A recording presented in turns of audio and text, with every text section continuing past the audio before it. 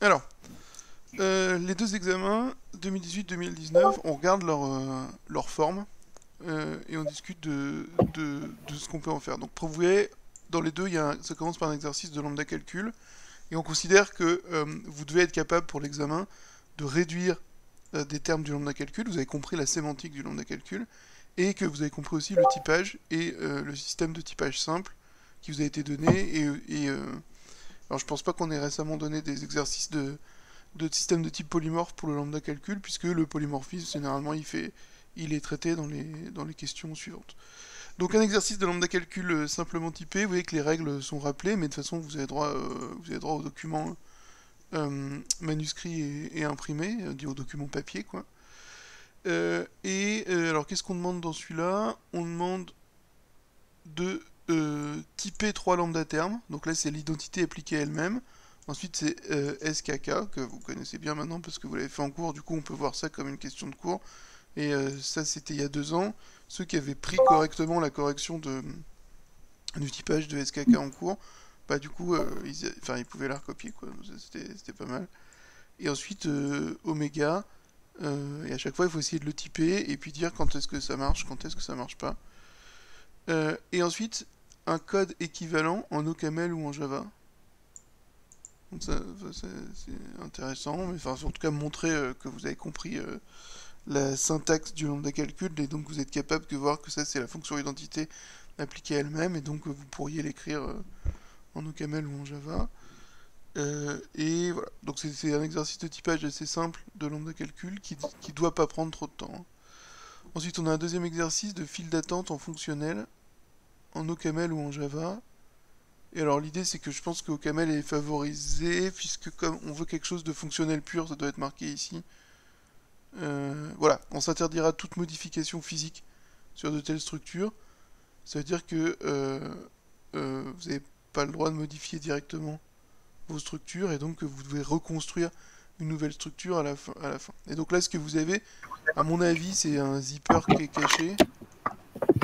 Donc là, vous voyez, vous représentez une file d'attente par 2 listes. Une liste de...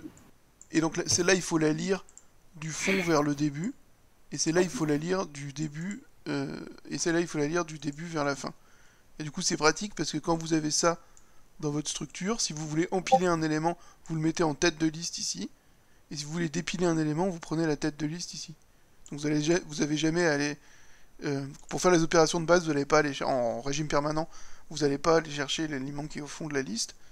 Mais évidemment, de temps en temps, quand cette liste-là devient vide, il faut convoyer tous les éléments là-dedans, ici. Et voilà. Donc là, c'est la manipulation dans un langage fonctionnel de liste. Et c'est quelque chose qui devrait aussi être à votre portée. Et qu'on peut essayer de corriger rapidement, pareil tout à l'heure. Une question de surcharge et de liaison tardive en Java. Alors, vous avez ici un système de la classe point qui implémente comparable avec ici du code pour comparer. Vous avez point coloré qui est en point sous-coloré qui est en point coloré. Et ensuite, après, on appelle des méthodes de ces choses-là. Et moi, j'y connais rien du tout, mais ça, vous savez maintenant, à chaque fois qu'on appelle l'égalité là, quelle méthode est appelée. Et là, vous voyez que vous avez myEq qui est utilisé ici, enfin qui est défini ici, ici, ici et là. Et la question c'est quand est-ce que myEq est est une redéfinition, quand est-ce que c'est une surcharge, et si c'est une surcharge, lequel on appelle. Voilà, donc là vous avez un myEq qui prend un point, et donc il va forcément redéfinir celui-là. Si vous avez un myEq qui prend un point coloré, donc il va redéfinir celui-là. Et sinon, pareil, on peut corriger au moins le début tout à l'heure de cet exercice-là. Et quatrième exercice, on a du sous-typage en OCaml et Java, ou Java, non, et Java. Et donc on vous donne une classe P de personnes avec nom et des méthodes get et toString, égalité, et une classe PA avec qui hérite de nom, mais qui contient aussi un âge avec les méthodes qui vont bien. Et on vous demande de donner le type des méthodes, pourquoi la déclaration suivante déclenche-t-elle une erreur de typage, et ensuite de traduire en Java. Et le dernier exercice, c'est est-ce que je peux faire je sais pas ce que je peux faire. Pardon, excusez-moi, j'ai mis ce clic. Je vais repartager mon écran. Et le dernier exercice, vous m'entendez, c'est bon?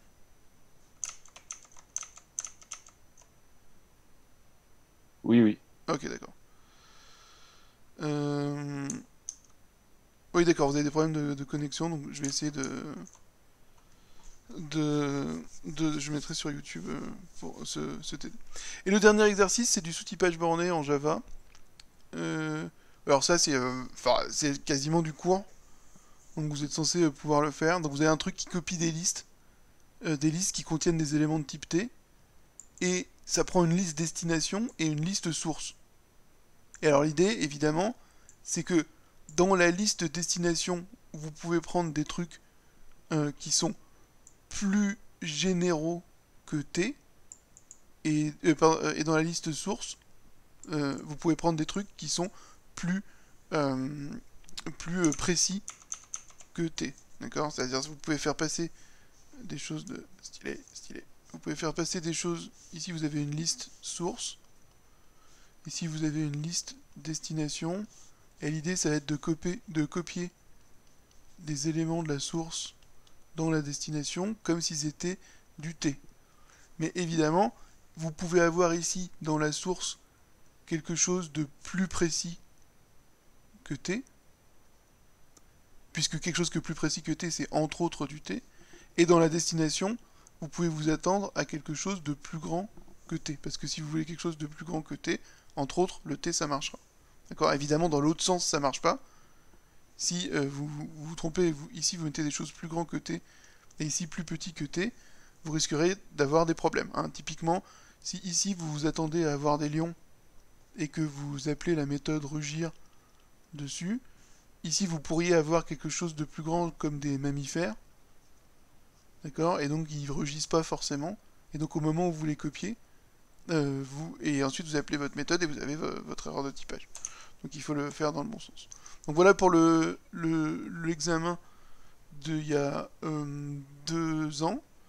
Je sais pas, je sais pas si l'examen de la semaine prochaine, s'il dure 2 heures, si vous avez le droit de le... Enfin, je pense qu'en master, on a le droit de faire des examens de 2 heures. Si c'est le cas, je pense qu'il faut que vous vous attendiez à quelque chose vraiment du même type que ces 2 examens.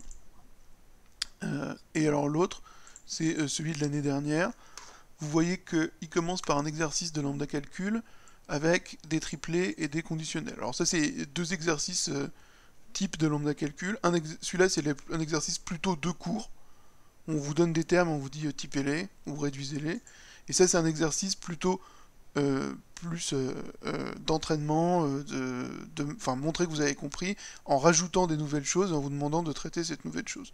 Donc là, c'est avec des triplés et des ifs and else, et puis on vous demande de faire le ifs and else et les opérateurs logiques avec le lambda calcul, et pareil, il faut avoir compris le lambda calcul pour pouvoir,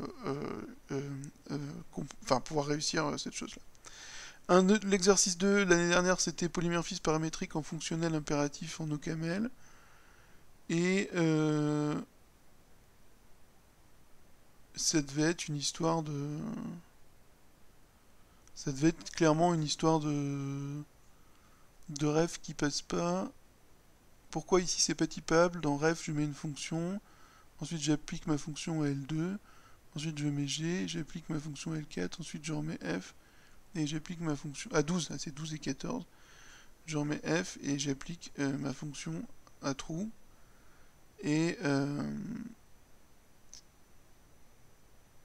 donc pourquoi ce truc n'est pas typable? Parce qu'ici on a une ref de quota flèche quota, mais ici au moment où on l'utilise, ça devient du int flèche int, et donc on a le droit de mettre G, ça va marcher, mais ensuite on peut remettre F. Attendez, est-ce qu'on peut remettre F, c'est vrai ça? Ah, je sais plus, il faut essayer le code. Je pense qu'il y en a d'entre vous qui savent, mais en tout cas il y a évidemment une erreur de typage qui va arriver parce que une fois que vous avez instancié le type de votre ref, une fois que vous l'avez instancié une fois, bon, c'est exactement pareil que l'avant-dernière partie du tipper. Une fois que vous avez utilisé le type de ça, vous pouvez plus remettre quelque chose dedans. C'est le truc classique de expansif, non expansif et polymorphisme faible, polymorphisme fort. Blabla.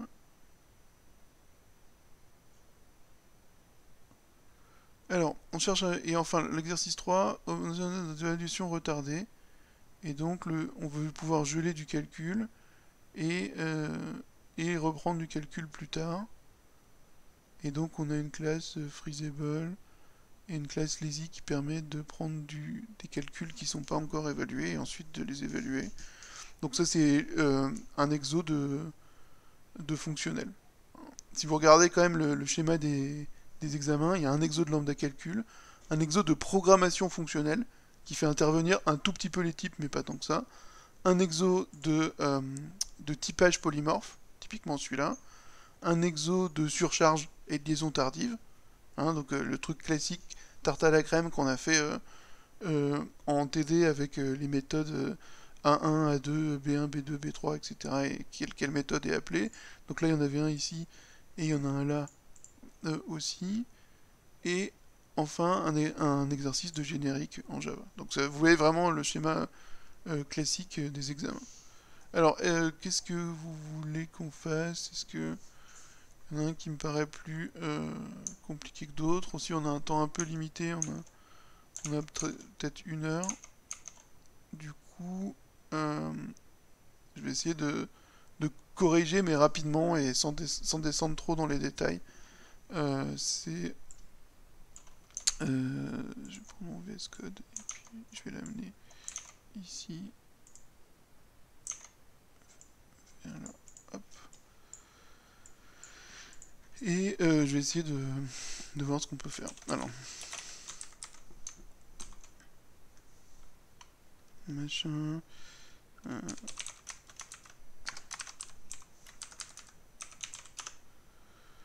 Alors, l'exo 1, c'est du lambda calcul. Et, je l'ai dit plutôt celui-là. Après, c'est pareil. Donc, il faut que vous m'aidiez quand même à certains moments.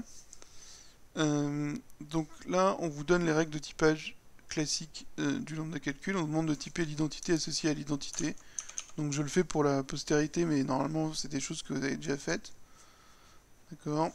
Et qui est de dire que lorsque je veux typer l'identité appliquée à l'identité, c'est-à-dire lambda x.x appliqué à lambda y.y, dans un contexte vide, d'accord?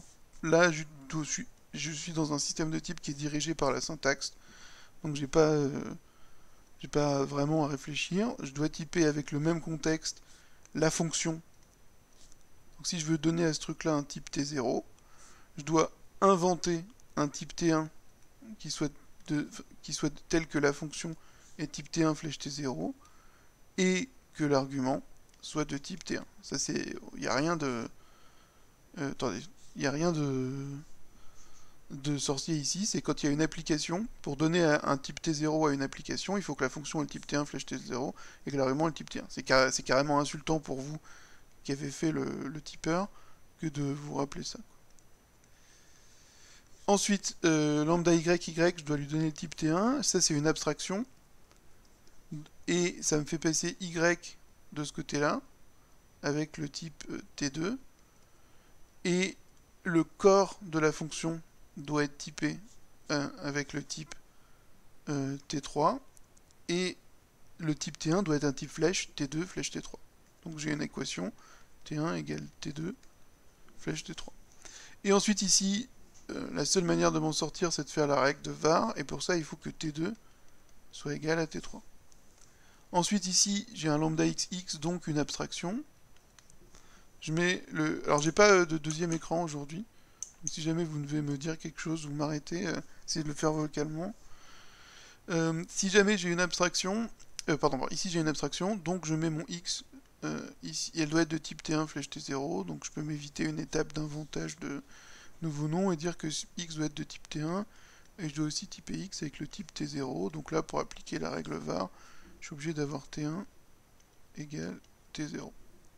Du coup, ça me fait t1 égale t0, donc je peux supprimer t1 là-dedans, et en faisant l'unification, passer à t0 égale t2 flèche t3, et t2 égale t3. Donc en faisant l'unification ici, je vais récupérer t0 égale t2 flèche t2, et c'est bon. Et donc ici, je peux typer l'identité appliquée à l'identité avec le type t2 flèche t2. Et là, ça semble plutôt... Enfin, on y croit, hein, que l'identité appliquée à l'identité, ça se réduit en l'identité. Et l'identité, c'est de type machin, flèche truc, flèche machin, hein, le même machin. Donc ça, c'est facile. SKK, je vais pas le refaire en entier, parce que, évidemment, vous l'avez déjà fait, et ça doit déjà se trouver sur une vidéo, j'imagine. Mais Oméga, c'est peut-être plus intéressant. Si on essaye, dans le contexte vide, de typer lambda x, xx, appliqué à lambda y, y. Qu'est-ce qui va se passer? Il faut que je lui donne un type t0, et là vous reconnaissez une application. Hein, le schéma va ressembler à ce qui se passe précédemment.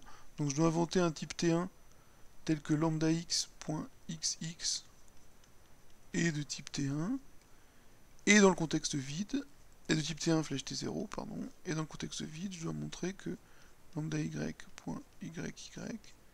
est de type T1. C'est bien, je m'étais pas trompé avant, j'ai mis T1. Voilà, et alors après, pour montrer que lambda y, point y est de type T1, c'est une abstraction. Donc je dois supposer que y est d'un certain type T2, et que y appliqué à y est d'un type T2. Non, que je raconte. Est d'un type T3,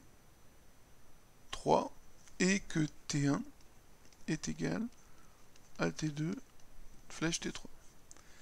Donc ensuite, là, ici, j'ai une application, j'ai y appliqué à y de type T3, donc il doit exister un type T4, tel que, en supposant que y est de type T2, la fonction ici, le y qui est en position de fonction, doit être de type T4 flèche T3. Parce que c'est une fonction appliquée à un argument qui donne du T3.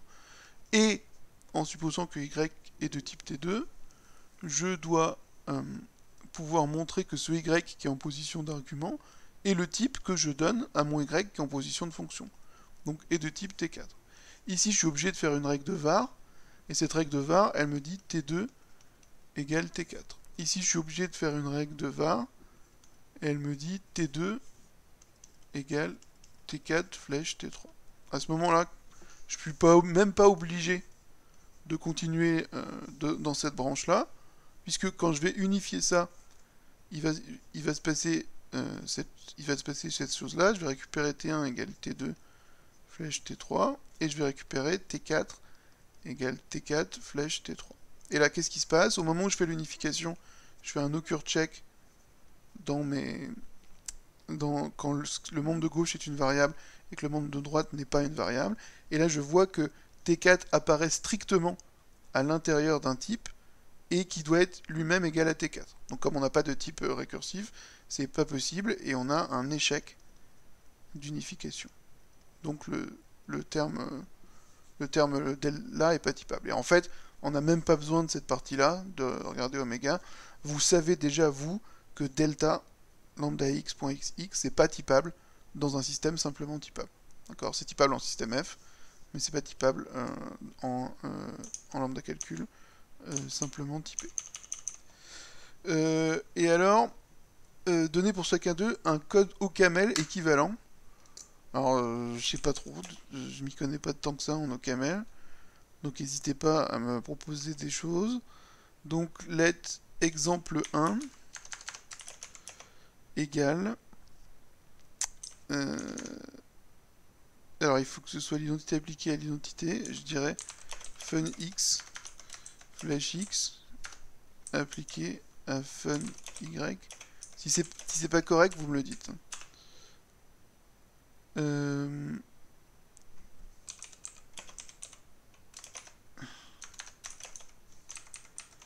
deuxième exemple, ce sera... Ouais, je peux faire ça.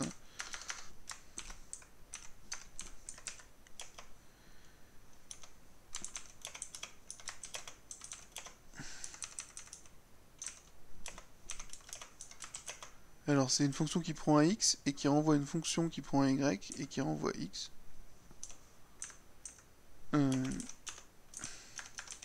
L'exemple 1, c'est font y flèche y. Ah oui, oui, merci.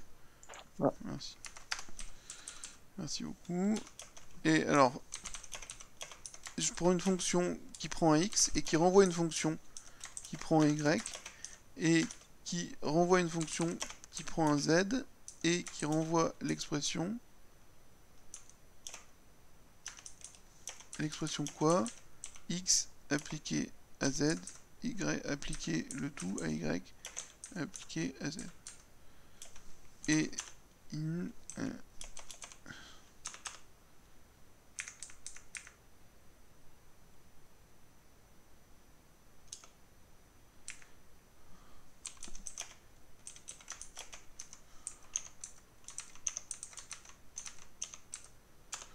Et l'exemple 3, ce serait...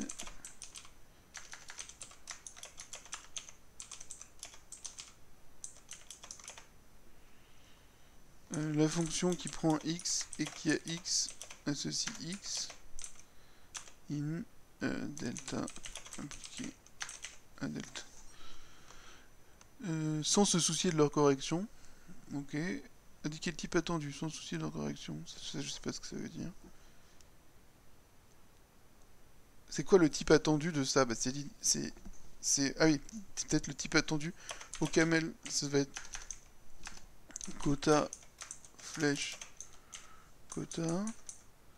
Le type attendu de ça, ça va être quota flèche quota. Et le type...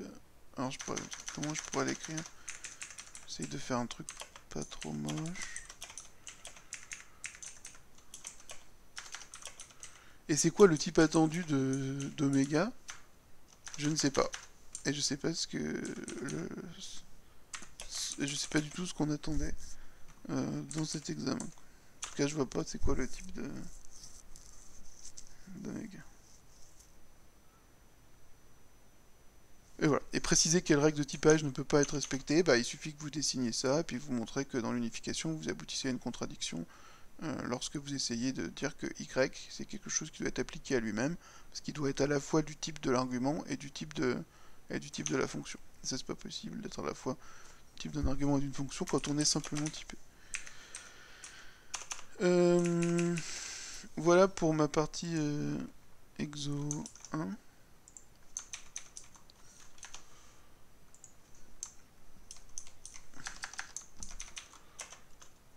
Si vous avez des remarques ou des commentaires, n'hésitez pas à le dire en vocal ou à le laisser sur Discord et puis j'essaie de jeter un coup d'œil de temps en temps. Qu'est-ce que j'ai d'autre? J'ai les files d'attente fonctionnelles. Donc on cherche à représenter une file d'attente dans un style fonctionnel relativement efficace. Et pour ça, on vous représente la file par un couple. Alors ce que je vous disais tout à l'heure, vous avez un couple de listes. Le premier, c'est les éléments... Alors, peut-être c'est un peu confusant cette histoire de... Le premier, c'est les éléments entrants, le deuxième, c'est les éléments sortants. Les deux listes représentent l'intégralité des éléments qui sont dans la file d'attente, sauf qu'ils rentrent par la liste de gauche, et ils sortent par la liste de droite. Et dans la liste de gauche, ils sont rangés dans l'ordre inverse d'arrivée, c'est-à-dire le plus ancien est au fond de la liste. Et dans la liste de droite, ils sont rangés par ordre d'arrivée, c'est-à-dire le plus récent et au début de la liste. Blablabla, donner un type paramétré pour de telles files d'attente fonctionnelles génériques. Alors, ça veut dire que... qu'est-ce qu'on ferait? On dirait... encore une fois, je connais pas de syntaxe au CLAML. C'est quoi pour déclarer un type? Je dis type...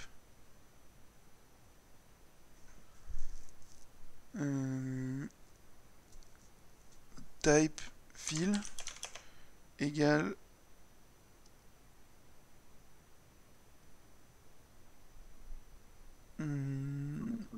Il me faut un constructeur. J'ai besoin d'un constructeur ou pas? Est-ce qu'il me faut un type avec un unique constructeur? Ou est-ce que je peux écrire directement quota list quota list Ouais, non, il me faut un constructeur, c'est ça? Il faut un constructeur. Ok, let fill of côté list, c'est ça? Oui. Je serai sur le constructeur. Et au niveau de field type, alpha field Ah, égal. oui, il faut que je paramètre aussi mon quota fill. Oui. Ok, quota fill. Ok. Euh, Et alors ensuite, qu'est-ce que je fais? En Java, qu'est-ce que ce serait alors? Dans un truc public static saucisse classe. Euh, Il faut que je mette mon truc avant ou après quand je fais ça? C'est fil T ou T fil? Vous vous souvenez? Voilà. Ça va être marqué après, non? Il va y avoir un exercice après. C'est classe fil T. Ok. Et à l'intérieur, il faut que j'écrive un truc du genre. euh,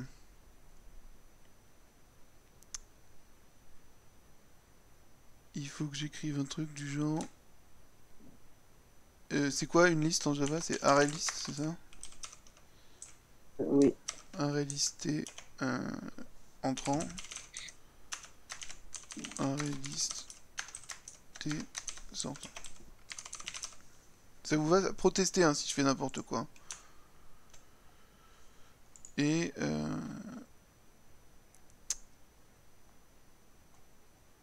ouais, c'est pas ça que je regarde pas le bon. Alors ensuite, écrire une fonction en queue qui prend un élément, une file, et retourne une nouvelle file où la branche entrante est enrichie par l'élément passé. Alors, let en queue de f e. Si ça simplifie, il n'y a pas besoin du constructeur fil. Ah ouais, je peux écrire directement ça? Ce serait une abréviation de la paire. Ça sera peut-être plus simple après Ouais. à déconstruire. Oui, alors, je sais plus, j'ai un copain qui m'a montré un truc, ouais, je peux pas montrer mon Discord privé ici, mais qui m'a montré un truc que dans OCaml, il y avait un raccourci pour déconstruire directement les, les types sommes qui ont qu'un seul constructeur. Oui, bah là, on aurait pu faire entre parenthèses, fil, enfin dans le let, là, Ouais, ok. let en Q et fil de A2, Ok, d'accord. LN2. Ouais, peut-être. Et là, qu'est-ce qu'on dit? On dit un truc du genre let entrant sortant égale f in. C'est quoi la construction? C'est ça? Ça construit la liste où je mets E devant entrant? Oui, oui, je pense. Ok. Donc là, j'ai une fonction qui prend un f, une file f, qui est composée de deux trucs, entrant et sortant, et un élément, et elle l'enqueue dans la file des entrants. Donc la file des sortants bouge pas, et la file des entrants, elle se retrouve avec le dernier élément devant. Donc c'est pour que enqueue et dequeue soient super faciles qu'on a fait cette structure de données. Alors, et écrire une fonction copyover qui prend une file d'attente en entrée et retourne une nouvelle file où tous les éléments entrants se retrouvent maintenant dans la branche de sortie. Alors ça c'est le transfert. Let copyover f e égale. Alors est-ce qu'on fait un fold? Est-ce qu'on fait un rec? Peut-être c'est probablement plus malin de faire un rec. Let copyover de f égale match égale let entrant sortant égale f in match entrant with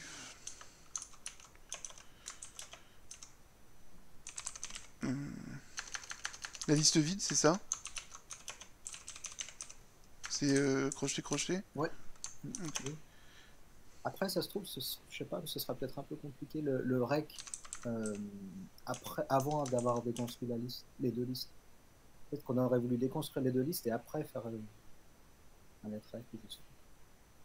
Ah ouais? Parce que là, ah, parce que là, on va devoir reconstruire les deux listes à chaque fois pour la repasser à copie.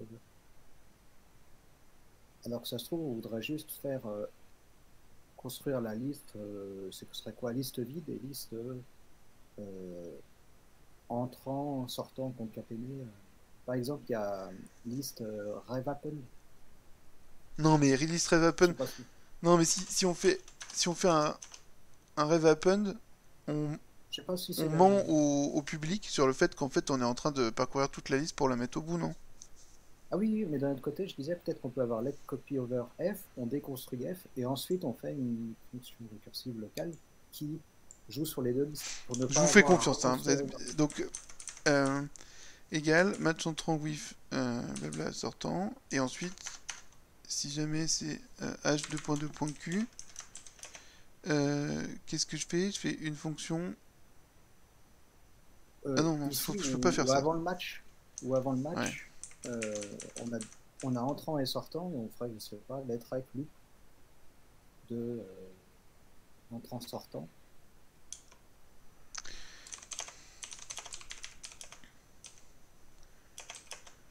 C'est juste pour ne pas avoir à reconstruire la file à chaque étape de la. Ouais.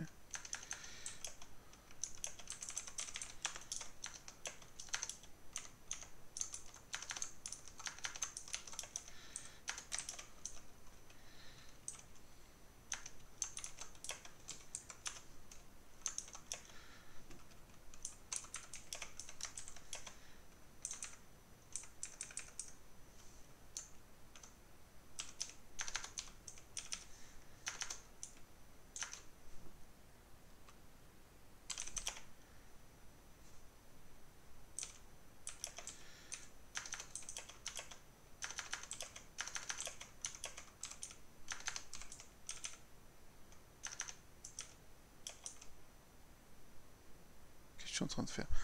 C'est quoi l'histoire récursive? Si elle est non vide, je dois prendre la tête et je dois la mettre à. Et je dois la mettre. Bah après, je sais pas, est-ce que la liste pour la fonction pourrait être récursive terminale et avoir une sorte l'accumulateur, ce serait justement les sortants qui étaient déjà là, sur lesquels on va empiler les entrants. Ah oui, Et c'est comme ça. ça, il n'y a pas de Ouais, vous avez raison. construire à chaque fois. Donc du coup, j'ai pas besoin de renvoyer un couple ici, mais j'ai besoin de renvoyer uniquement les sortants. Et ici, j'ai besoin de... Donc là, j'ai mes sortants qui sont dans l'ordre. Et là, ce qu'il faudrait que je prenne, c'est... Ah oui, non, ça Ce marche pas. serait peut-être quelque chose comme Faudrait que je prenne loop. mon dernier élément de la liste, c'est ça? Là, ce serait peut-être loop tcons s q.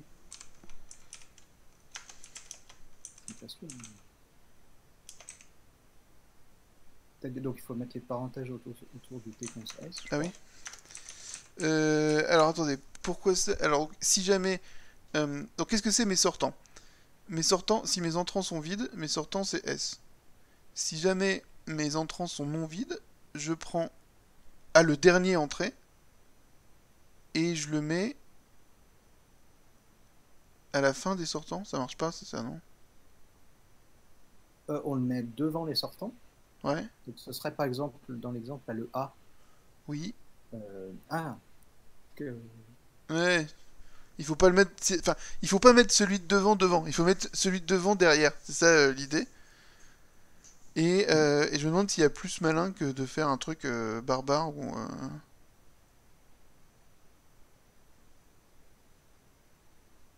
De toute façon, il y a un moment, il va falloir mettre un truc au fond, non? Quand on a Azer comme ça. Mais oui, justement, là, le Reza, là, Ouais. si on a les sortances qui sont vides, on va prendre le R, on le met au fond, et il va bien finir au fond de la liste. Après le E, après le Z, après le A. Ah oui, c'est ça. Et donc après, on prend le. Donc c'est bien. Ah non, quand on copie, on met bien la tête dans la tête. C'est vrai ça ou pas? Oui, c'est vrai. Je crois. Mais seulement si la liste est vide. Bah, ça reviendra au même s'il y a, Vous êtes sûr de ça? s'il y a Regardez. du monde dans les sortants. Si j'ai. Alors, si j'ai dans les sortants, dans les entrants, si j'ai 4, 5, 6, non, c'est pas ça dans les sortants, si j'ai 6, 5, 4, et dans les entrants, j'ai 1, 2, 3. Si jamais je prends la tête de lui et que je la mets là, ça va me faire un truc du genre 4, 5, 6, 1, 2, 3. C'est pas ça que je veux. Ah oui, on veut pas ça? Non, on veut 1, 2, 3, 4, 5, 6. Imaginez que j'ai mes deux listes vides et j'ai mes bonhommes qui arrivent dans l'ordre 1, puis 2, puis 3, puis 4, puis 5, puis 6.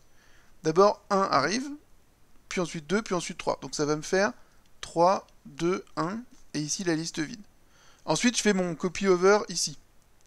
Et mon copy-over il va vider cette liste-là, et ici il va les ranger dans 1, 2, 3. Donc effectivement, si lui je le mets là, lui je le mets là, lui je le mets là, c'est bien la tête de celui-là que je mets là, puis la tête de celui-là que je mets là, puis la tête de celui-là que je mets là.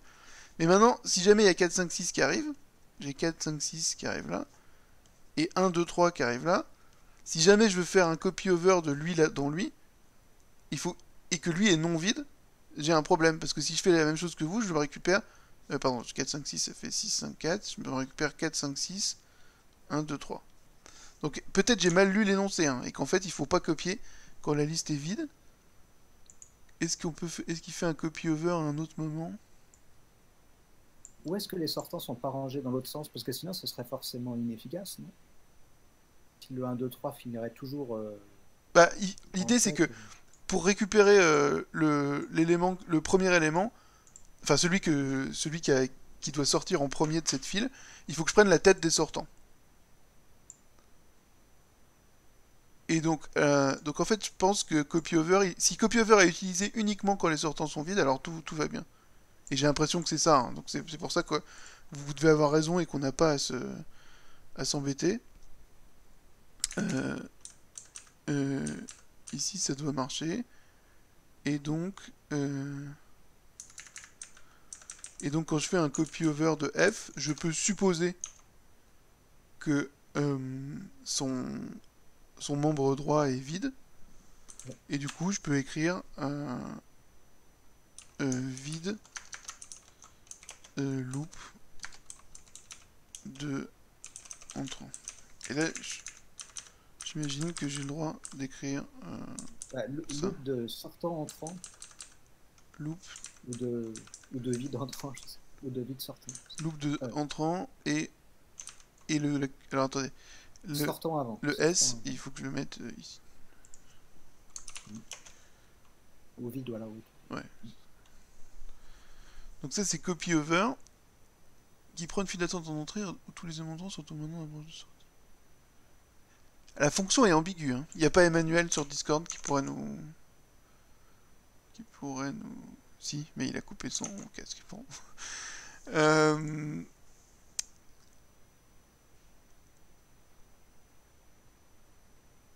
Donc on est d'accord que si la liste des sortants est vide, c'est facile à écrire.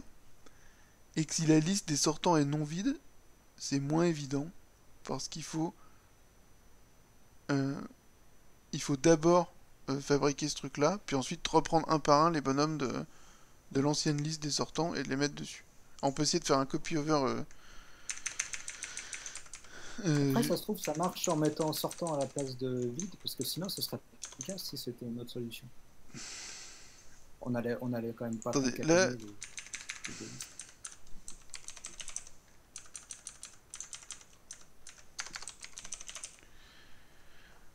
Moi j'ai l'impression que ça marche pas quoi. Enfin, c'est...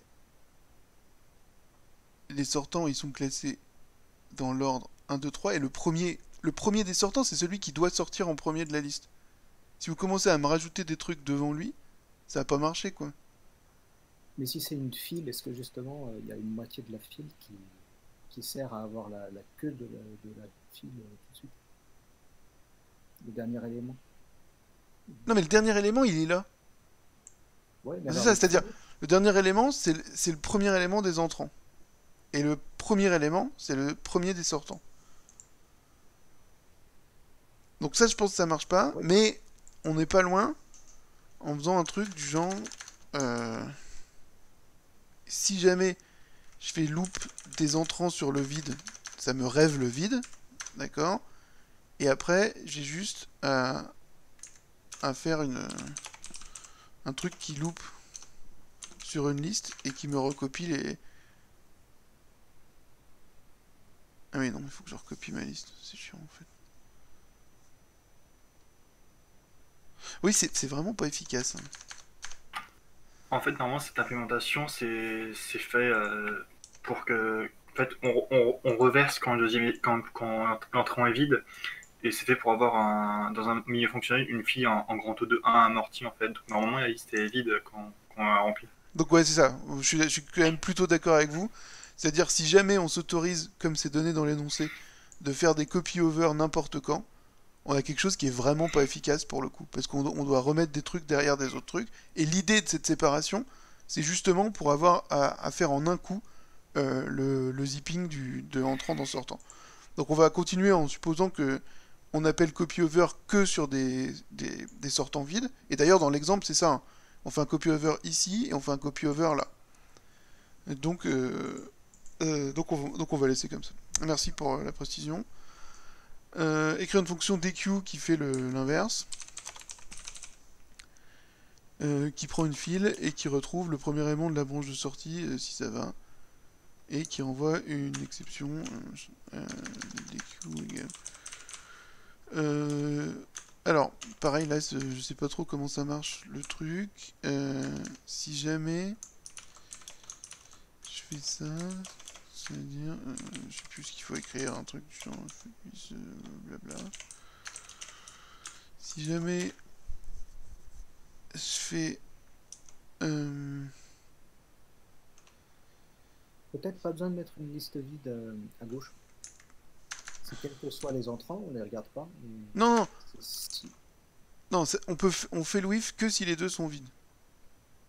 Ah oui, Oui, oui, on fait le whiff que si les deux sont vides. Si jamais celle de de gauche, de droite est non vide. Alors, on doit envoyer deux trucs, c'est ça? mais dans le cas où la première est vide, mais pardon. Dans le cas où la première n'est pas vide et la seconde est vide. Alors, Qu'est-ce qui se passe si la branche de sortie est vide, on copie la branche d'entrée dans la branche de sortie. Donc à mon avis, c'est ça. C'est-à-dire, si jamais D'accord. on a un truc du genre... hop, ici, on a L et la liste vide. Alors, on fait... Ah, le copy-over. un truc comme ça, non? Let égale copy-over de L underscore in... Non, je vais pas me rappeler récursivement, ce serait moche. In...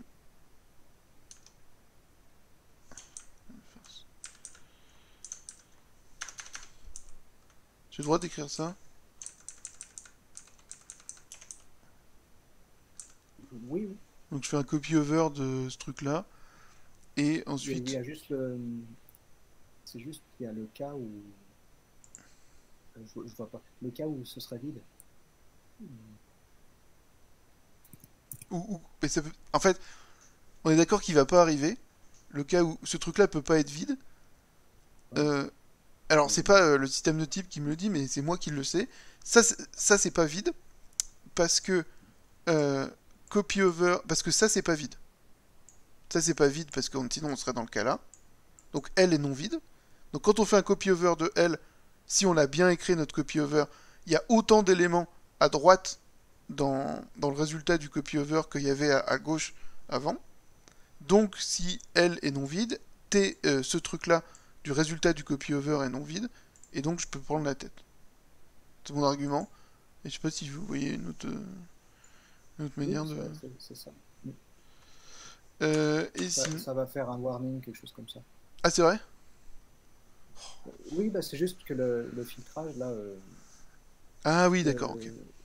Il faudrait... Il sait pas que c'est pas vide. Oui, c'est d'accord, c'est mon argument. Oui, c'est ça que vous vouliez dire. C'est qu'en fait, que Kamel, il sait pas que le truc est... Il va me dire, il manque un truc. Donc, du coup, qu'est-ce qu'il faut faire alors? À la limite, mais il faut mettre des parenthèses, etc. Mais on pourrait faire match, copy over, Elvid, Ça, on fait une récursivité ou ça Ouais, va? ouais, ça y est, vous avez raison, on fait ça. C'est sale, mais j'ai l'impression que Ouais. du coup, on prendra pas Voilà. Et là, on a caché sous le tapis la possibilité que CopyOver fasse un truc non. Euh, euh,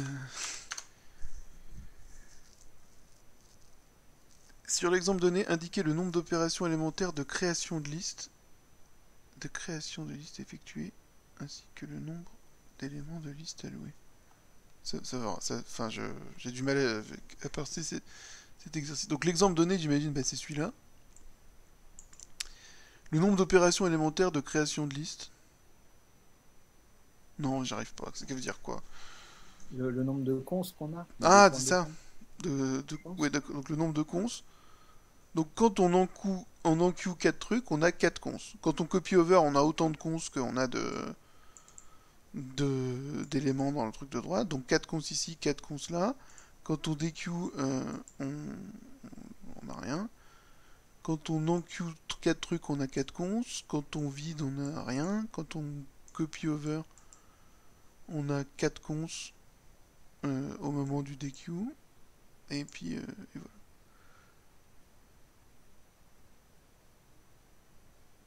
Ainsi que le nombre d'éléments de liste alloués. Qu'est-ce que ça veut dire, le nombre d'éléments de liste alloués?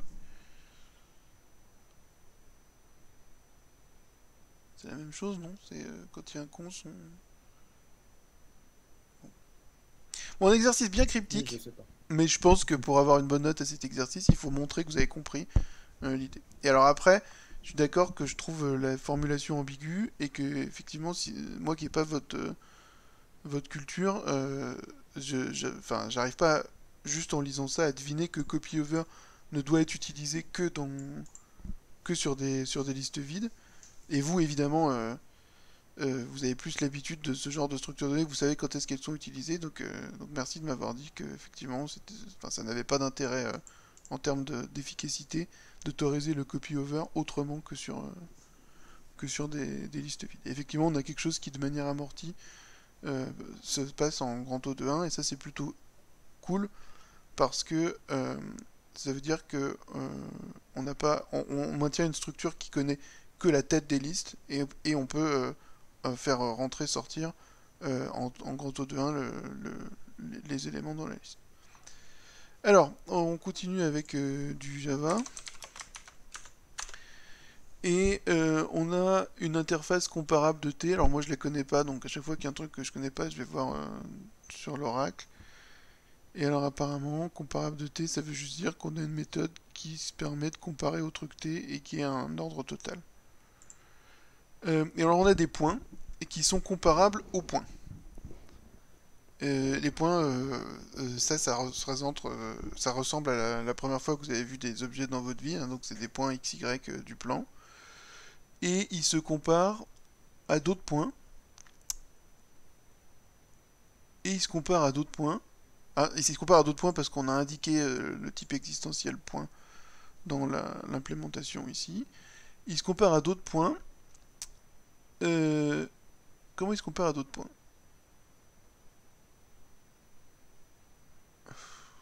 Je pense... Bon, déjà, il doit y avoir une typo, ça doit être un c.get de y ici, sinon ça n'a pas de sens. Donc on prend le x et le y du point C, et on les compare au x et au y. Attendez, vous confirmez que c'est fait exprès ou pas?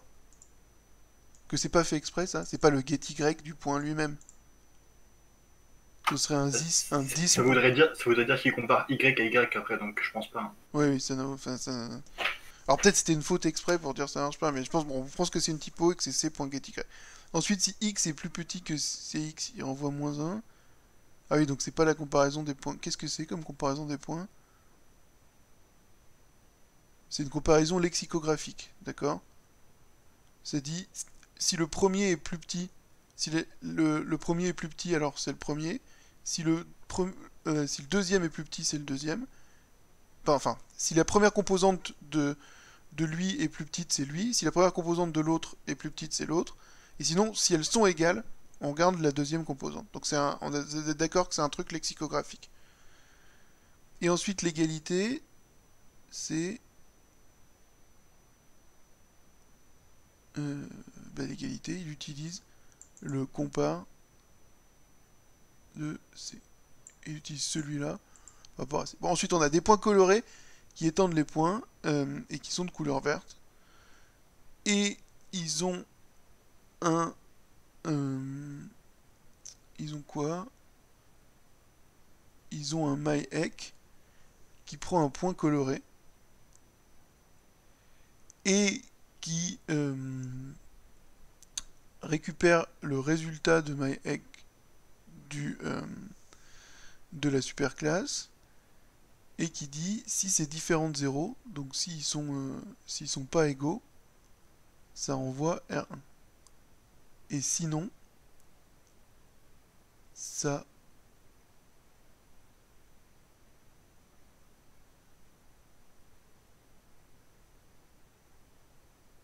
compare la couleur à la couleur de l'autre point.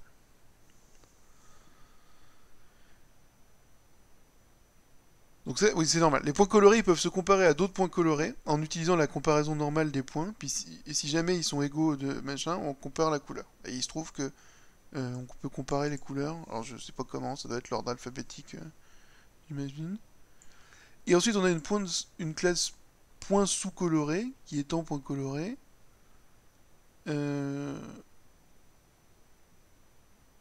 Qu'est-ce que c'est la sous-couleur? C'est quelque chose qu'on leur donne, une deuxième couleur qu'on leur donne, c'est des points à poids. Et alors eux ils ont 3 myEck, ils peuvent se comparer aux points sous-colorés. À ce moment-là ils prennent leur super, c'est-à-dire les points colorés, et si c'est égal, alors ils comparent la deuxième couleur.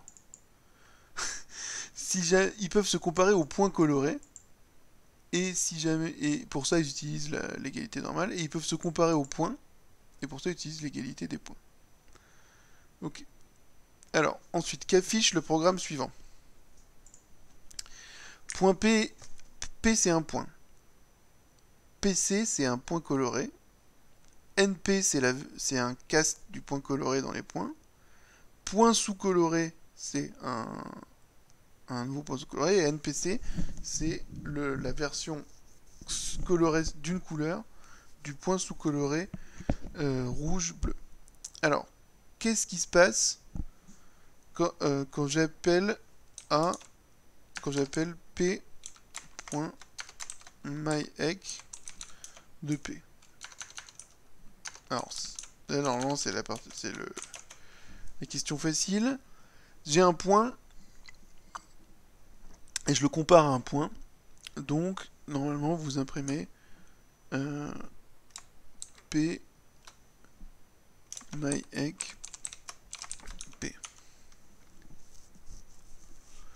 Qu'est-ce qui se passe quand vous utilisez p.myEck de PC?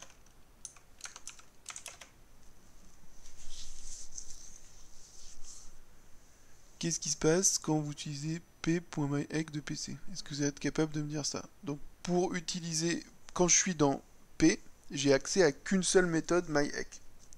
Et là, cette méthode elle prend des points, et là je lui donne PC qui est clairement un point coloré. Est-ce que ça explose? Non, parce que PC étant point, donc j'appelle la même méthode p.myEck de p. Maintenant je fais p.myEck de np, et là je vois pas ce que ça change. Encore une fois, hein, si vous avez l'impression que je me trompe, n'hésitez pas. Je ne suis pas particulièrement à l'aise. Ensuite, si je prends PC et que je prends myEck de P, qu'est-ce qui se passe? Alors, je suis dans PC. Donc dans PC, j'ai accès à deux méthodes myEck. Celle-là et celle-là. Et cette méthode, je l'appelle sur un point. et donc pas un point coloré. P c'est pas un point coloré, donc je ne peux pas appeler cette méthode-là, qui demande un point coloré. Donc j'appelle cette méthode-là. La même que d'habitude.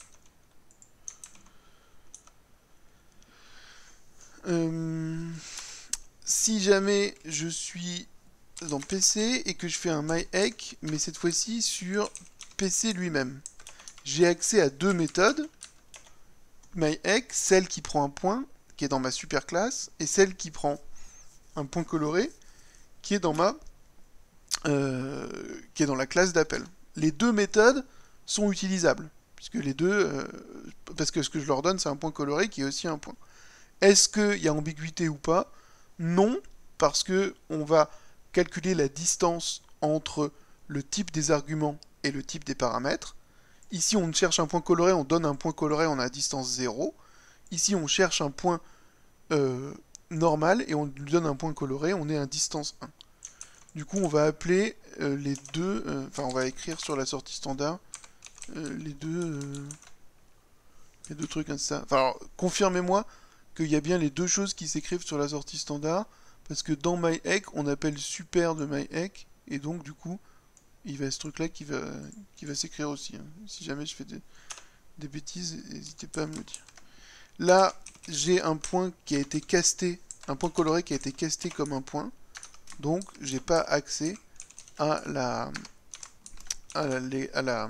méthode qui demande un point coloré.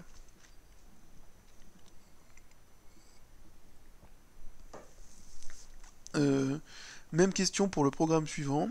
Alors, ce coup-ci, j'ai un point sous-coloré à qui je donne un point. Et je regarde ce que j'ai ici. Des méthodes myEck, j'en ai accès à 3. J'ai pas accès à cette méthode-là parce qu'elle a été redéfinie. Elle a été redéfinie, où ça? Ici. J'ai pas accès à cette méthode-là parce qu'elle a été redéfinie ici. Et donc j'ai accès à ces 3 méthodes-là seulement. Je lui donne un point. Donc ça veut dire que je peux pas appeler celle-là et que je peux pas appeler celle-là. Donc du coup, je vais appeler celle-là. Et ah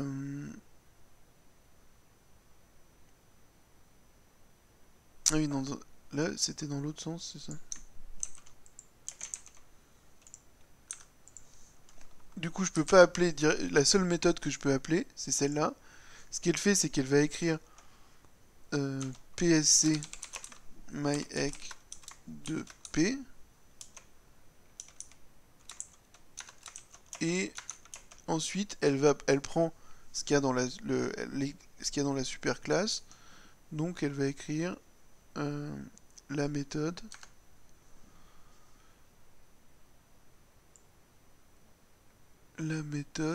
qui existe dans la super classe. Alors attention, c'est quoi la méthode qui va être appelée dans la super classe? C'est la méthode qui peut prendre un point. Et donc dans la super classe point coloré, j'ai accès à deux méthodes, celle-là et celle-là, et il n'y en a qu'une des deux qui peuvent prendre un point, c'est celle-là. Et donc ça va aller chercher p myEck de p.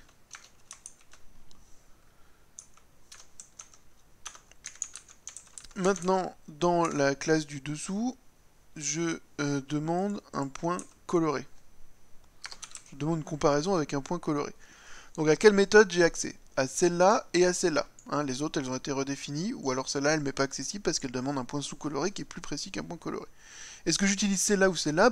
Les deux sont possibles, mais je vais utiliser celle qui est la plus précise. Et donc, je vais utiliser psc myEck de pc. Ensuite, quand je fais psc myEck de pc, je vais chercher la méthode super. Donc, j'appelle dans ma super classe la méthode myEck sur pc. Dans ma super classe, la méthode myEck sur pc, de toute façon, je l'ai écrit ici, c'est ça. Donc voilà. Ensuite, dans point sous-coloré, si je m'appelle sur un NP, alors il se passera la même chose que sur un P. Le cast force la méthode ici. Si je m'appelle sur un NPC, il se passera la même chose que sur un PC. C'est ce que le cast va forcer. Et enfin, le dernier, quoi. Si je m'appelle dans le point sous-coloré sur un point sous-coloré, j'ai accès à 3 méthodes. Je prends celle qui est plus précise. Celle qui est plus précise... Pardon? J'ai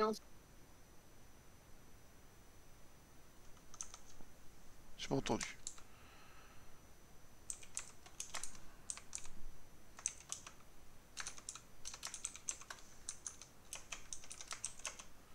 Celle qui est plus précise ici, elle va... Qu'est-ce qu'elle fait? Elle va utiliser quelque chose qui est dans la classe au-dessus en lui donnant un point sous-coloré. À ce moment-là, elle aura accès à 2 méthodes, celle des points colorés et celle des points normaux. Celle-là est à distance 2 de elle, celle-là est à distance 1 de elle. Donc elle va récupérer celle des points colorés dans la méthode du dessus, qui elle-même va appeler à l'intérieur la méthode des points. Donc voilà ce qui devrait apparaître sur la sortie standard. Alors peut-être j'ai dit des bêtises. Si j'ai dit des bêtises...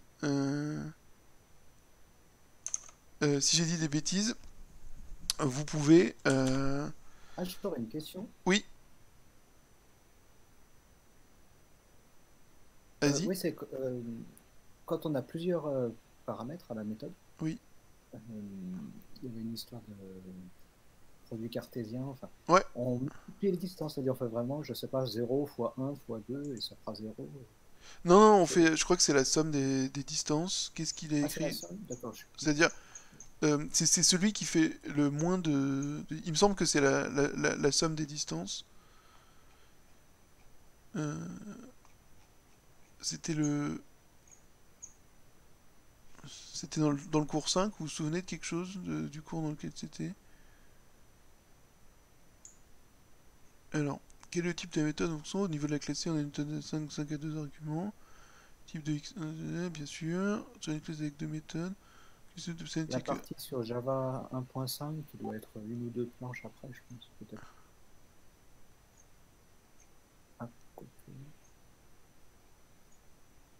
De toute façon, c'est une quête de redéfinition. Non, c'est pas ça.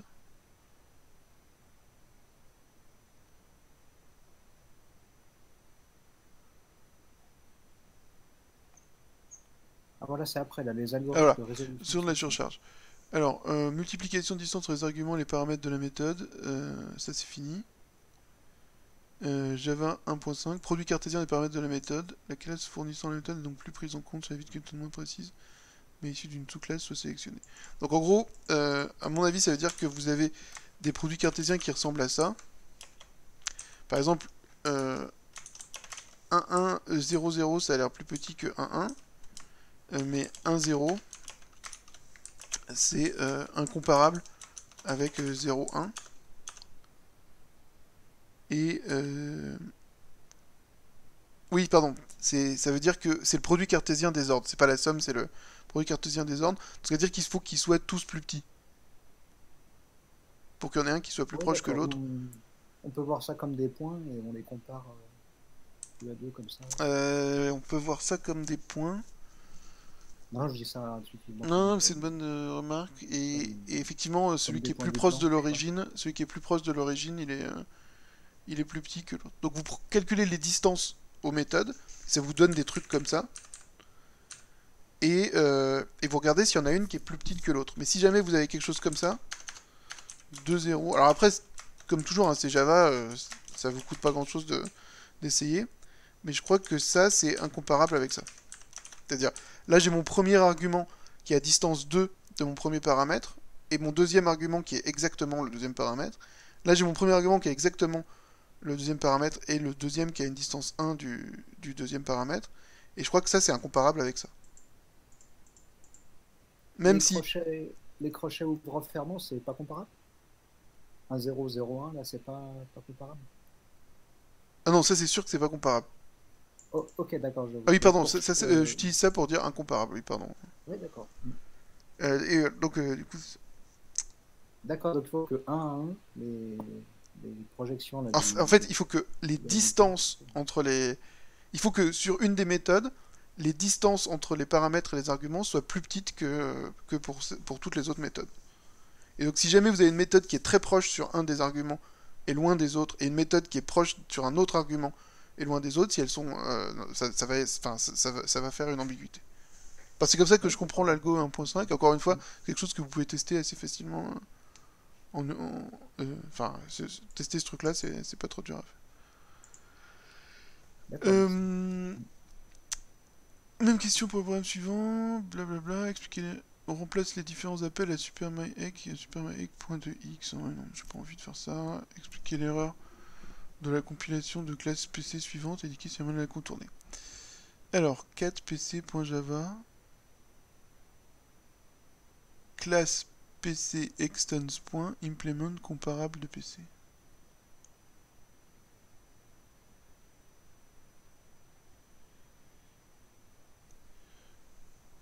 Oui, est-ce que quelqu'un veut quelque chose pour expliquer pourquoi j'arrive pas à expliquer pourquoi. Moi, c'est juste que on n'a pas le droit d'hériter de comparables avec différents types. Avec différents types. Donc, comme point est déjà un comparable de point, c'est ça, hein, point c'est un comparable de point. PC peut pas être à la fois un comparable de point et un comparable de PC. Il doit forcément, s'il implémente point, il doit forcément être un comparable de point.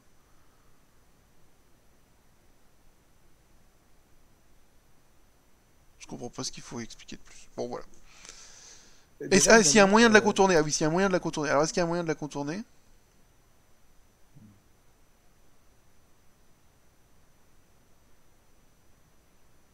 Est-ce que le PC là pourrait être générique? Je sais pas du tout si ça marche. Non, mais c'est ça. C'est-à-dire, on pourrait faire une classe point de t qui compare les choses avec t qui est en point. Et on pourrait demander ici un truc générique qui est en point. Et du coup, ici, on pourrait demander à avoir des points uniquement comparables avec des points colorés. Il me semble que c'est ça. Je suis pas complètement sûr, donc encore une fois, si vous avez d'autres idées, n'hésitez pas. Donc j'ai le temps d'en faire un autre avant la fin. Donc du code au camel. Et donc je me sers que vous êtes là pour pouvoir m'aider parce que en OCaml, comme vous êtes plusieurs à bien maîtriser. Donc ici j'ai une classe P. Ça c'est le constructeur, c'est ça? Je lui donne nom et elle fabrique. Ok. Et ici j'ai une classe à qui je donne nom âge et elle fabrique ce truc-là. Donner les types des méthodes de chaque classe. Alors je sais pas trop ce qu'il faut que j'écrive. Get nom. C'est quoi de son type? Je sais même pas moi. C'est quoi le type de la méthode get nom? Là, ça va être string parce qu'il y a non concat vide là après. Peut-être. Donc le type de la méthode toString, ça va être de unit flash string, c'est ça? Ouais. Et le type de ec, ça va être de type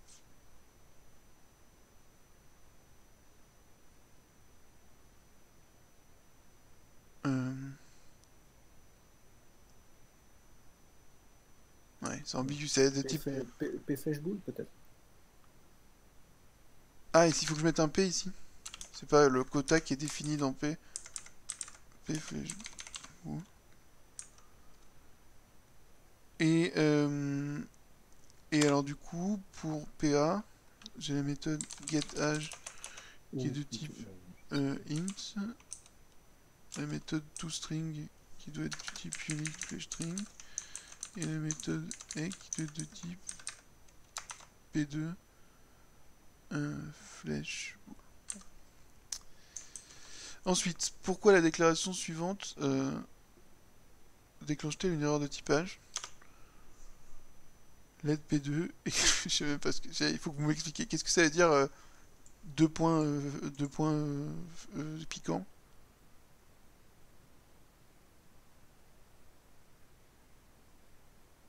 Vous savez pas? Bah, on veut comment coercer le Ah, PA pour que ce soit c'est du cast? oui, Et donc ça prend PA? voilà. Non, je Pour que comprends. PA soit, Mais soit, PA c'est une soit valeur ou c'est un type? PA, je pense, c'est une valeur et on veut la coercer pour qu'elle soit du type de. Si, mais si tu veux, je peux répondre, Ouais, Romain. je veux bien que tu le fasses là. Désolé, j'étais sur le truc. Donc, l'idée, c'est que deux points supérieurs, normalement, c'est la relation sous-typage entre les types. Ouais. Et en fait, quand c'est visé d'une expression, bah, c'est le type de l'expression qui est sous-type de ce type-là et qui est conversé vers ce type-là. Mais PA c'est pas une enfin PA c'est déjà un type. Non, non, non, PA, c'est une expression.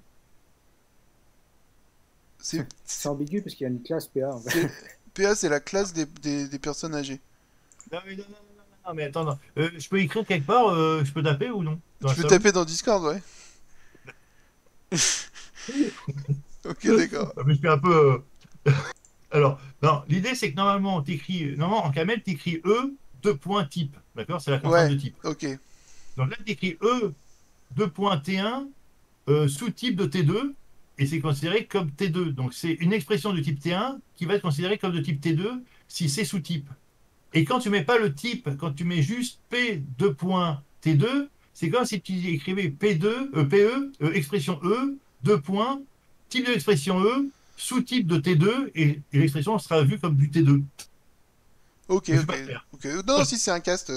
Et maintenant pendant que t'es là, euh, copy over là, tu te souviens les listes en deux parties? Copy over, on le fait que quand la liste des sortants est vide, hein. Sinon la complexité elle explose dans l'espace, hein. Bah oui. Ouais, ok. Oui. Parce que c'était pas précisé et du coup j'avais du mal et puis enfin je veux dire c'est faisable, hein. Je pense que c'est faisable par des enfants de L1, mais c'est quand même un peu chiant quoi. Enfin, Oui, oui, oui, oui, j'avais des réponses surprenantes. Mais effectivement, j'avais pas précisé. Oh, à la décharge, donc j'ai tout compté bon. Mais ouais, il d'accord, mais ça prend un y avait certain des... temps, quoi. Oui, c'est ça, ça. Mais bon, effectivement, ça manquait de précision, je suis d'accord. Ok. Donc, ouais, désolé, là, j'ai été un moment pris par Non, non, non, mais c'est bien, mais c'est juste que je vais très lentement, du coup, et puis heureusement que j'ai l'urgence. des étudiants qui m'aident. J'espère que ça va. Donc on a on a fait Je peux écrire, hein? Ah non, c'est toi écrire. Je peux écrire où? Tu peux écrire dans Discord. Ouais, j'ai écrire dans général. Oui, dans général, voilà. Donc,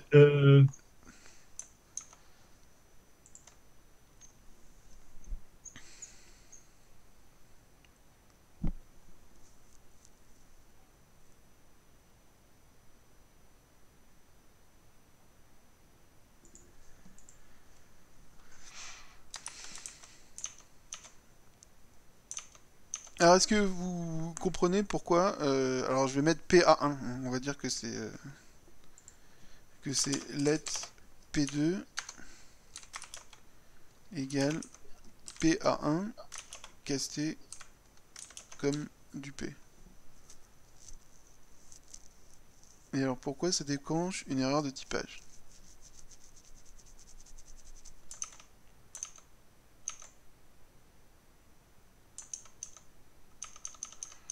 Donc vous êtes d'accord de ce qu'on est en train de, vous comprenez ce qu'on est en train de faire ici? J'ai mon type P qui est le type des personnes qui ont juste un nom, et j'ai le type PA des personnes âgées qui ont un nom et un âge. Et je crée un bonhomme de P1 qui est de P, un bonhomme PA1 qui est de PA, et ensuite je demande à Kamel de considérer mon bonhomme PA1 comme une personne, au sens d'oublier son âge. D'accord? Donc de caster ce truc-là dans ce truc-là. Donc polymorphisme, sous-typage machin de rangée, c'est-à-dire j'ai quelque chose ici qui a plus de méthodes et de champs que ce truc-là. D'accord? En plus celui-là hérite celui-là. Donc a priori, il n'y a pas de problème pour considérer cette chose-là comme une de ces choses-là. Pourtant, il y en a un de problème, et j'aimerais bien que vous m'expliquiez lequel. Qu'est-ce qui bloque quand j'essaye de considérer, au niveau du typage, qu'est-ce qui bloque quand j'essaye de considérer un élément de lui comme un élément de lui?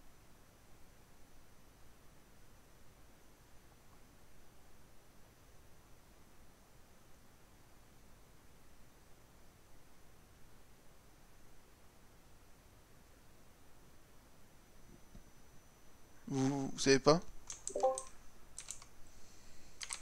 Peut-être le deuxième let. Enfin, le let à la fin. Le let à la fin. Attendez, non, c'est pas sur l'histoire de. Attendez, je vais de redéfinition du truc, je suis pas sûr de. Ah mince, j'ai encore un projet à vous, je suis désolé. Hop. Ça n'a pas marché. J'aurais pas dû tenter le copier-coller direct. Alors le deuxième let, il va pas marcher.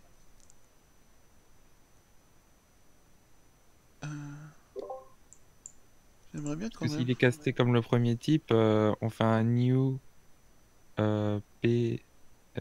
J'arrive pas à lire PA avec A et après avec un deuxième paramètre, mais s'il est casté en tant que P simple, peut-être qu'en mettant un deuxième paramètre ça marche pas. Non, Non, non, c'est c'est pas quoi, ça. vous êtes à la question 2? Oui. Bah, c'est parce que c'est pas un sous-type. PA. PA, c'est pas un sous-type de P. Parce qu'il y a une méthode binaire. Il y a IQ qui doit tuer. Mais c'est pas deux méthodes différentes? Ah oui, non, c'est ça, je confonds avec Java. Il y a le type de self, donc ça, c'est une redéfinition. Ah, Et c'est donc, une redéfinition, ok, d'accord. Ah oui, et c'est ça qui tue, parce que après, si c'était un sous-type, on pourrait caster Oui, c'est ça. un PA en P et envoyer EQ avec un autre PA. Non, mais Et là, c'est ça ma question. Parce qu'en Java, c'est pas une redéfinition, hein. En en Java, Java, ce serait une surcharge. non, mais t'as pas de type de self en fait. Vraiment. Faut aller en ce cas-là pour avoir Ouais. ce genre de change. Ouais. Donc en fait, parce qu'il y a une méthode binaire, les deux classes, même s'il y a un héritage, ne sont pas sous-types. En Réja, c'est le genre de questions un peu classiques dans les examens. C'est-à-dire, c'est ce que je disais tout à l'heure est vrai, c'est-à-dire, il y a, au niveau du sous-typage de rangée, vous avez l'impression d'avoir quelque chose ici qui est plus précis que ce qu'il y a là, puisque toutes les méthodes de celui-là sont présentes ici. Donc vous allez dire, bah, je peux caster un des bonhommes de lui comme un de lui, puisque toutes les méthodes de lui, il les a.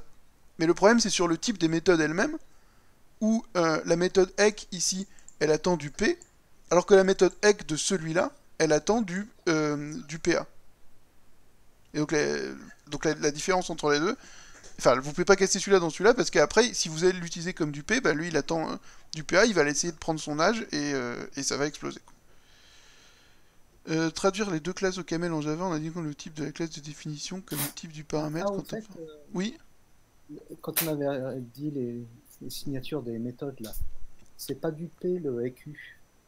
c'est du quoi? C'est du... Je sais pas trop, il y a le self qui est contraint là, avec la variable de type alpha et ce sera du alpha flash. Ah oui, c'était ça, je vous ai fait confiance tout à l'heure, puis en fait, moi-même... et donc là, on est dans un truc self. Mais je sais pas, non mais c'est pas... Comment on écrirait ça? C'est pas du... C'est pas alpha flashbull, mais c'est...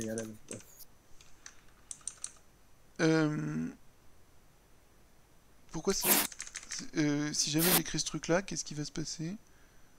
Si j'écris ce truc-là dans...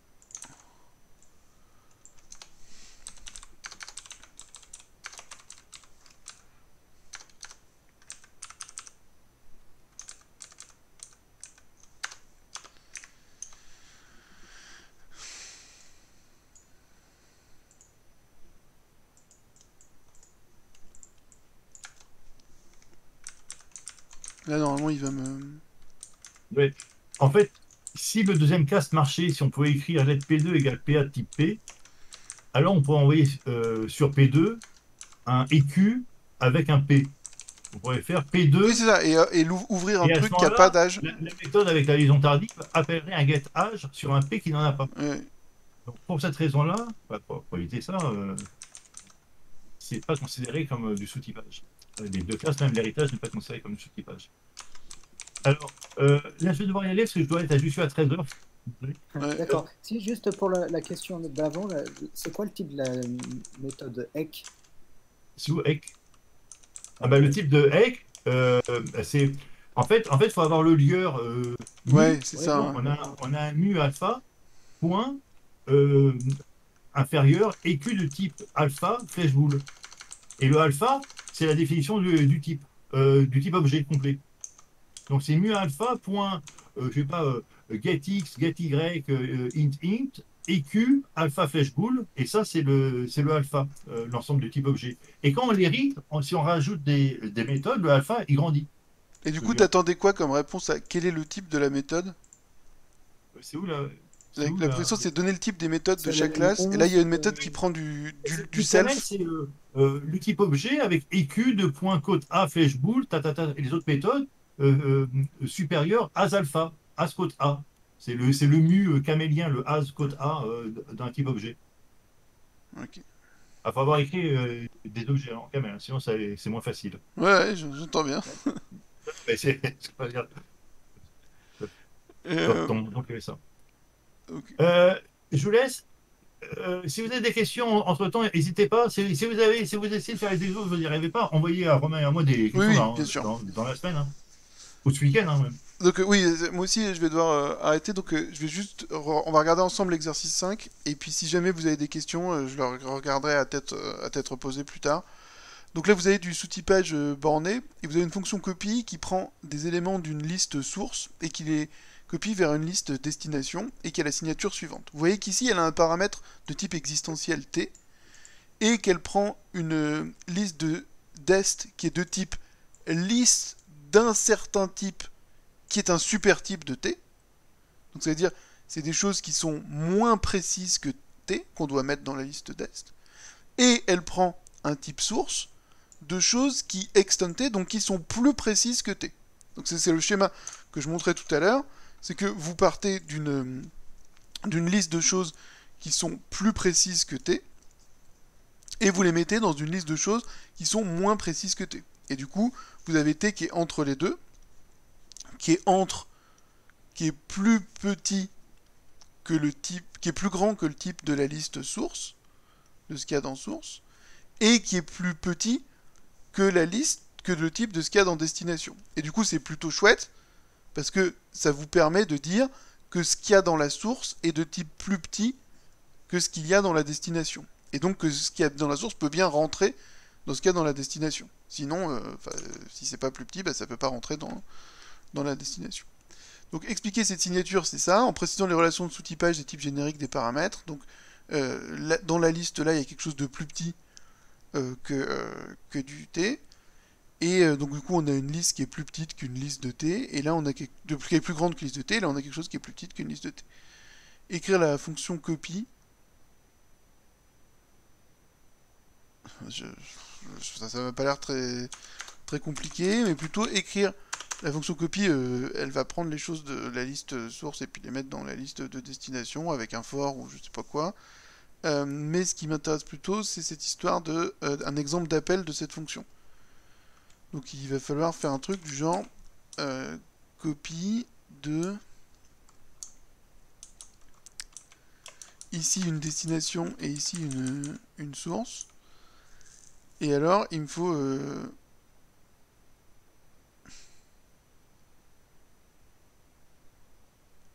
je sais pas trop quoi vous dire. Qu'est-ce que je peux faire comme exemple avec des animaux? Je peux faire que dans la liste de destination, il y a tout un tas d'animaux. Donc il y a des moineaux, des chats, des poissons. Et dans la liste de destination, il n'y a que des félins. Dans la liste source, il n'y a que des félins. Et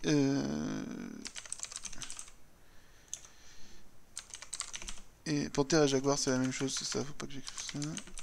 Et voilà. Et du coup, si vous avez animal, par exemple, mammifère,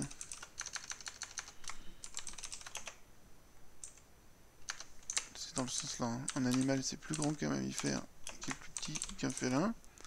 Vous avez ici, dans ma liste destination, j'ai des choses qui sont des animaux, et donc qui sont un super type de mammifère.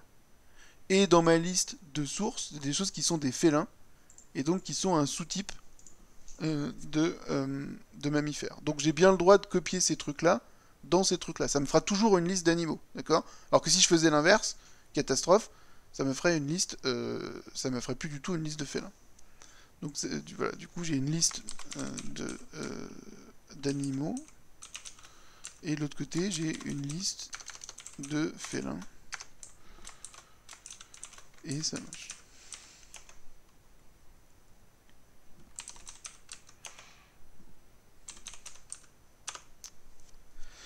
Et alors aussi une autre fonction qui s'appelle badCopy. Et cette fois-ci, on s'est trompé On s'est trompé et on a écrit que la liste de destination devait être une liste de sous-types du type T. Et alors qu'est-ce qui va exploser à ce moment-là? Bah, par exemple, vous pouvez avoir mammifère est supérieur à félin et mammifère est supérieur à primate. Et vous pouvez essayer de faire copie dans la liste homme, orang-outan, je sais même pas comment ça s'écrit en fait, gorille, de mettre des lions, panthères, léopards. Et ici, vous avez une liste destination, vous avez une liste de sources qui est des félins, et vous avez une liste de destination qui est des primates. Et là, vous voyez le problème, c'est que ici, j'ai une liste destination de primates, donc entre autres, je peux leur demander de résoudre un puzzle simple, et dedans, je mets des lions et des panthères qui savent faire plein de trucs, mais pas résoudre les puzzles simples. Donc l'idée, c'est que je m'attends à avoir des primates, et ma fonction, elle dit, il faut que je sois un sous-type d'un type, il faut qu'il existe un type, donc là je prends mammifère, et que là-dedans j'ai des choses qui soient un sous-type de mammifère. Donc c'est vrai, puisque les primates sont des mammifères. Et ici, il faut que dans la liste source, j'ai quelque chose qui soit sous-type de mammifère. C'est vrai parce que mes félins sont des mammifères. Et du coup, je me retrouve à mettre des félins au milieu des primates, et ça va pas du tout. Donc le bon sens, c'est bien de faire super de T pour les choses dans lesquelles on va mettre, et extends de T pour les choses dans lesquelles on prend. Le fait qu'il existe un type T tel que je peux le mettre entre le type de la destination et le type de la source, ça me permet de bien respecter les choses. Là, j'ai des animaux, donc je peux rien d'autre leur demander que de les mettre dans une arche ou je sais pas quoi, mais je peux pas leur demander de rugir ou de résoudre des puzzles. Ici, j'ai des félins qui sont entre autres des animaux, donc ça va marcher. Là, par contre, il existe un type T tel que les gens de cette liste sont d'un sous-type de T, les gens de cette liste sont d'un sous-type de T, mais c'est pas forcément le même sous-type, et entre autres, ils sont pas forcément comparables, et du coup, il risque d'y avoir des problèmes à ce moment-là. Et donc, la ligne qui me fait une erreur de typage, c'est au moment où j'appelle la fonction, où j'appelle une fonction qui vient qui est spécifique au primate, une méthode qui est spécifique au primate, sur les choses qui viennent de cette liste. Ou que j'enqueue dans la liste, pardon, c'est qu'au moment où j'enqueue dans la liste de primates quelque chose qui est d'un sous-type de mammifère et qui n'est pas forcément un primate. Voilà, donc c'est tout ce que je vous dis sur cet examen. Désolé pour les petites imprécisions, j'aurais dû le préparer un peu avant. Mais attendez-vous à quelque chose de similaire la semaine prochaine. Rendez bien vos articles si vous n'avez pas fini. J'en ai regardé un petit peu et ça a été fait plutôt sérieusement, c'est pas trop mal. J'ai pas encore regardé en détail les tipeurs. Et puis